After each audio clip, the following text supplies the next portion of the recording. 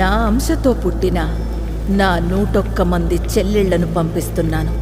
గ్రామ దేవతలుగా పిలవబడే నా చెల్లెళ్లను, నన్ను చీరా సారెలతో, పసుపు కుంకుమలతో బోనాలెత్తి జాతర చెయ్యండి.